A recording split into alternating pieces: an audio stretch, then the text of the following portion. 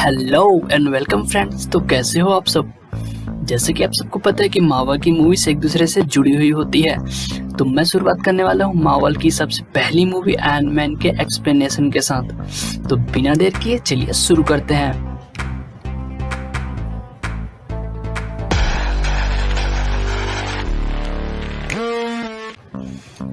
इस मूवी के शुरुआत में अफगानिस्तान के एक मरुस्थलीय इलाके में एक सेलिब्रिटी को आर्मी के साथ ट्रेवल करते दिखाया जाता है। आर्मी के बंदे उसके साथ फोटो लेते रहते हैं, पर इसी बीच उन पे हमला होता है और वो सेलिब्रिटी बुरी तरह से घायल हो जाता है और आतंकवादी उसका किडनैप कर लेते हैं। फिर 36 घंटे पहले के बारे में दिखाया जाता है, जिसमें एक फंक्शन चलते रहता है और उस फंक्शन में बताया जा रहा है कि वो सेलिब्रिटी टोनी स्टार्क है, जो कि एक रईस बाप का जीनियस बेटा है, यानी कि काफी मल्टी टैलेंटेड बंदा है। जब वो 21 साल का रहता है, उसके पापा निपट जाते हैं और उसे इंडस्ट्री संभालनी पड़ती है। वो इसी सिलसिले में मिसाइल्स की प्रदर्शनी के लिए अफगानिस्तान गया होता है। अब लौटते वक्त उसका अपहरण हो जाता है और स्टोरी कंटिन्यू होती है। टोनी को जहाँ रखा जाता है वो वहाँ अपने ही इंडस्ट्री से बने मिसाइल्स को देखता है और सोचता है कि मेरे बनाए मिसाइल्स का गलत इस्तेमाल हो रहा है, और आतंकवादी उससे चाहते हैं कि वो और नए मिसाइल्स बनाए, पर वो आतंकवादियों के बात को मना कर देता है।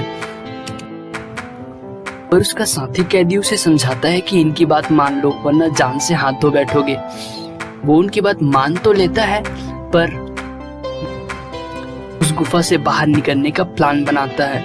वो कबाड़ के ढेर से आर्क रिएक्टर बनाता है, जो कि एक प्रकार का इलेक्ट्रोमैग्नेट कह सकते हैं, और अपने साथी कैदी के साथ एक आयरन सूट बनाता है और वहां से भाग निकलता है। पर इस दौरान उसका साथी कैदी मारा जाता है। टोनी का आर्मी में एक दोस्त रहता है, जेम्स रोड। वो उसे ढूंढता है और घर पहुंचाता है। आते ही टोनी प्रेस कॉन्फ्रेंस बुलाता है और यह अनाउंस कर देता है कि वो अब से मिसाइल्स नहीं बनाएगा। अब उसका पार्टनर, जो कि उसके पापा के भी पार्टनर थे, उसको समझाता है कि अगर निर्दोष लोग मरते हैं तो मरने दो, पर यह हमारा काम है, हम इसे बंद नहीं कर सकते। टोनी कहता है कि मेरे पास एक नया प्लान है और बात को टाल देता है। टोनी अपने गैराज में गुफा में बने उस सूट को अपग्रेड करता है और फुल्ली टेक्निकल सूट बनाता है, जो कि उड़ सकता है और फायर करने के साथ ही इंटरनेट का पूरा एक्सेस उसके पास होता है।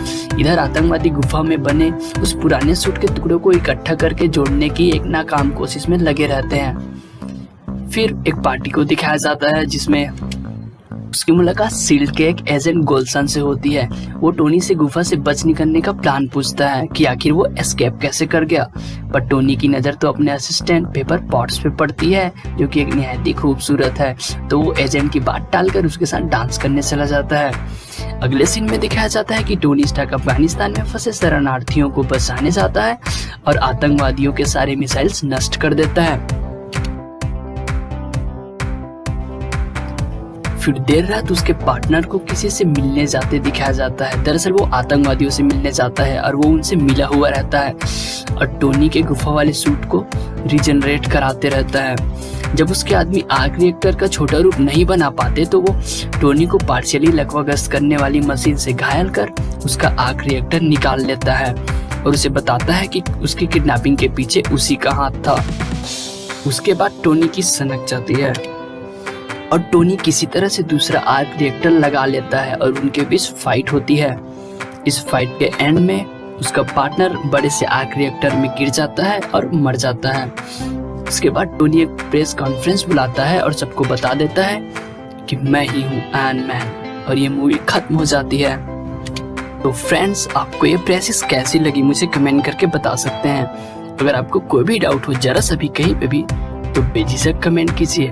और हाँ, मुझे पता है आप वीडियो को लाइक तो कर ही चुके होंगे, पर जाने से पहले सब्सक्राइब भी कर दीजिए, क्योंकि इससे मेरी वीडियोस आपको जल्द से जल्द मिल पाएगी। Thanks for watching.